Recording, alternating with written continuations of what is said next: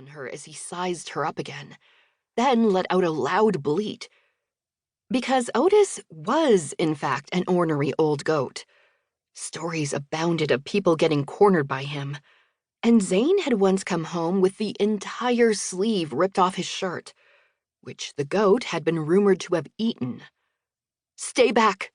she shouted, then let out a shriek as he lowered his head and charged. She was always annoyed at the people in the horror movies who went up instead of out when they were being chased. But she knew she'd never beat him out the front door as she feinted right, then ran left. The loft it was, then. But he was faster than she'd imagined. She barely had her foot on the first rung of the old wooden ladder when his teeth clamped onto the edge of her maple-flavored skirt. She screamed again as she kicked out her leg, trying to free herself and gain another step. She had one hand clinging to the ladder and the other gripping a handful of her skirt as she tried to both climb up to the next rung and wrench the fabric from the goat's mouth. The Velcro fastener at her waist was great for wrapping the skirt around her swimsuit at the beach, but it was no match for a tug-of-war with a determined goat hot on the scent of fresh flapjacks. The ladder shook as Otis rammed it with his head, and she let go of the fabric to clutch the ladder so she didn't pitch off.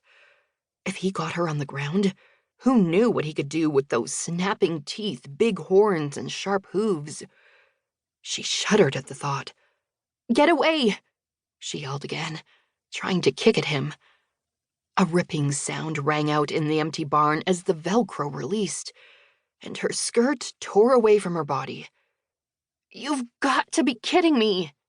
she shouted to no one in particular. But at least she was free, she thought, as she scrambled higher up the ladder. "Go on now, you got what you wanted," she hollered. But the goat continued to stare up at her skirt hanging from his mouth, as if he were contemplating going after her shirt next. "Oh, no, you don't," she said, climbing the last few rungs and hauling herself over the top and into the loft. She peered over the edge, then let out a tiny squeal as the goat raised up on his back legs and planted his front hooves on one of the rungs. As a librarian, her mind was constantly cataloging random facts about hundreds of odd topics, and her brain chose that moment to remind her that goats were notorious climbers. The ladder knocked against the frame of the loft as it shook with the goat's weight. "Get off!" she yelled, using her librarian voice again. The goat was not impressed by her commanding tone and pawed at the ladder again. It shook with each strike of the goat's hooves, shifting to the side as the beast tried to ascend the rungs. The combined weight of the animal and the momentum of its already sliding motion caused the ladder to go skidding off the edge. It fell to the floor with a loud bang, scaring both Otis and the horses in the barn. Beauty, who had still been standing at the corral gate with Prince, let out a loud neigh and took off, the large gray following.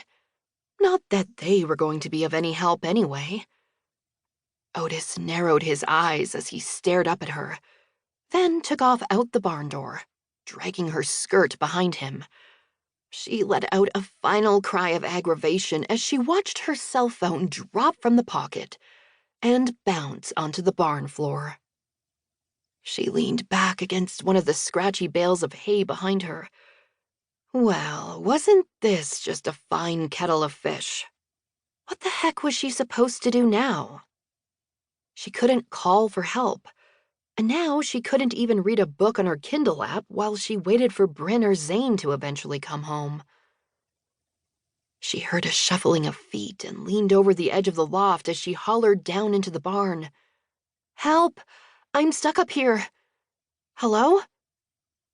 She was answered with a snuffling oink as Tiny, the 200-pound pig, lumbered into the barn. The pig, who had been raised by a teenage girl, thought of herself as more of a dog than a hog, and took offense at any porcine references. She had a hot pink fabric peony tied with a ribbon around her stout neck, and